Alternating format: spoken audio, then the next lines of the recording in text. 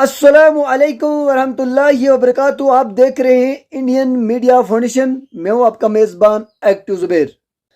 नबार्ड के अंदर 3 साल पहले जटनाल टू बिजामरी वाया ज़ियारत शरीफ अस्तान मरग रोड का सर्वे किया गया, लेकिन अब तक काम कहीं देखने को नहीं मिल रहा है।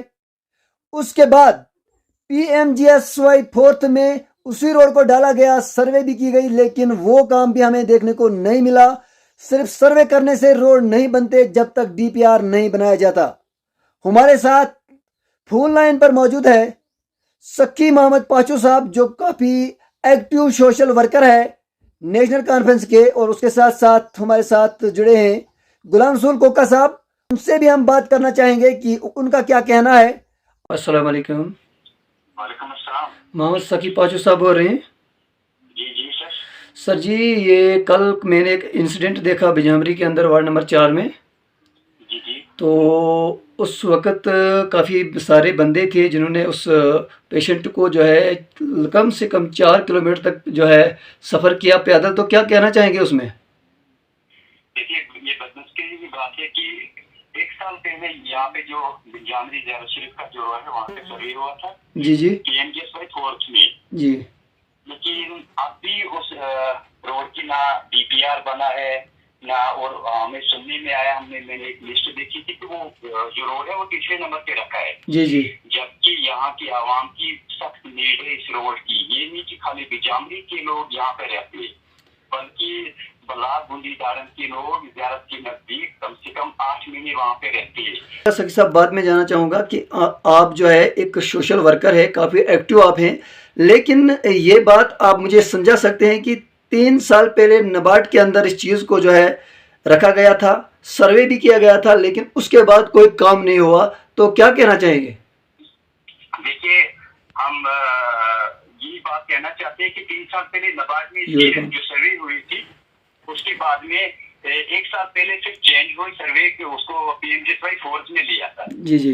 लेकिन हम गुजारिश करते हैं, हम चेयरपर्सन डॉक्टर शमशादा शान साहिबा से, हमारे ऑनरेबल MLA जनाब हाजी सजाद शाहीन साहब से, कि इस रोड को जल्दी से जल्द DPR बनाया जाए, क्योंकि इस रोड की बड़ी नीड है।